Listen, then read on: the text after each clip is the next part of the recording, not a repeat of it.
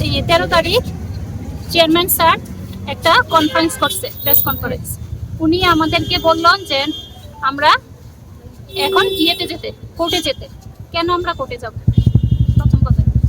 আর ভুল যেন হয়েছে, আমরা প্রমাণ অনেক কিছু দিয়েছি ওদেরকে, কিন্তু ওরা আমাদের কথা শুনে না। একটা পয়েম এসছে টেট 1-এর, পয়েমের মধ্যে ভুল আছে। আমি প্রথমটাই বলছি যে একটা বাচ্চা যখন স্কুলে ভর্তি হয়, নার্সারিতে ভর্তি হয়, নার্সারি থেকে একদম হাই লেভেল যতটুকু যেতে পারে, আমাদের স্কুলে এক্সাম হয়। এক্সামের মধ্যে প্রশ্ন নিতে, পরীক্ষা নিতে ভুল থাকে। এসে ওরা টিচাররা এসে বলে যে এই জায়গাতে ভুল হয়েছে, তোমরা ঠিক করে নাও। যে এই জায়গাতে ভুল হয়েছে, তোমরা কেটে এটা ঠিক করো। কিন্তু বিগত আমাদের টেট 1 পরীক্ষা যেন গেছে, ওরা একবারও পয়েমটাতে যেন ভুল করেছে, একবারও ওরা বলেনি কিছু যে এটা ভুল হয়েছে, আবার আমাদেরকে কিছু জানায়নি। এরকম সেম টেট 2 এর একটা প্রশ্ন ক্রিয়াপদ আর ক্রিয়াপদ নিয়ে একটা স্যারের সেদিন এটা নিয়ে খুব একটু হেসেই বলছে। স্যার জিজ্ঞেস করছে স্টুডেন্টকে যে তোমাদের কি এটা ভুল হয়েছে, তোমরা কি বুঝতে ভুল হয়েছে? না স্যার, ঠিক আনসার, তো সঠিক আনসার দিতে পেরেছো? হ্যাঁ। তারপরও এটাতে স্টার দিয়েছে, কারণ তারা জানে এটা ভুল করেছে, তারা প্রশ্নটার মধ্যে ভুল হয়েছে, তার জন্য ওরা স্টার দিয়েছে। কিন্তু তাহলে আমাদের কেন দেবে না? টেট 1-এ তো কবিতাতেই যে নোবেল পুরস্কার পেয়েছে রাইটার, তিনি কবিতার পুরো লাইন একটা ওয়ার্ড চেঞ্জ করে তো পুরোটা কবিতাই চেঞ্জ করে দিল।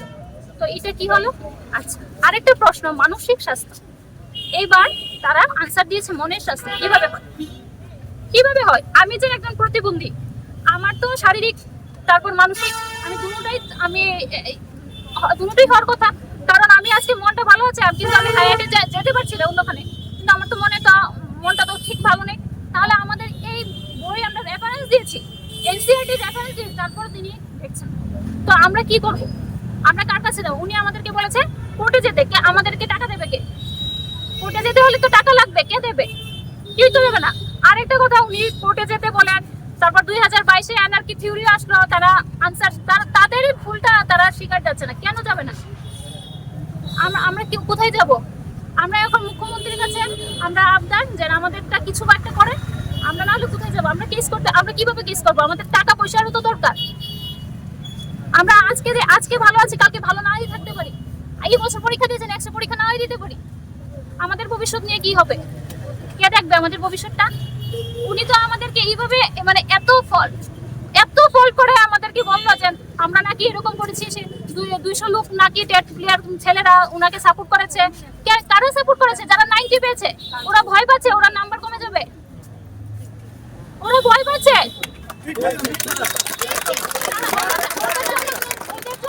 ওদের জন্য আমাদের লাইফটা নিয়ে আমরা প্রতি বছর পরীক্ষা তো সম্ভব? আমার কিভাবে আসতে হয়? স্যারের তো উচিত ছিল আমাদের কথাটা একবার চিন্তা করার। আমি এতদিন আসিনি, কোনো আন্দোলনে আমি আসিনি, আমি জানি স্যার একটা ব্যবস্থা করবে, কিন্তু ওই দিনের কথা থেকে আমি আর স্যারের উপর কিভাবে ভরসা করব?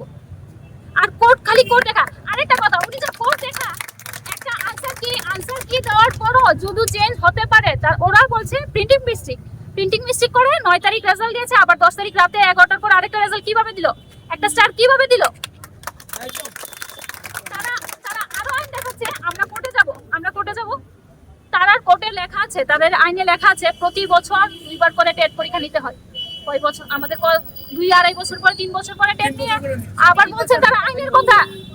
তারা আগে আইনটা জানুক না, তারপর আমাদেরকে বলুক। আমরা কি করব? আমরা তো এখন মুখ্যমন্ত্রীর কাছে ছাড়া আমাদের কোনো আর রাস্তা নেই।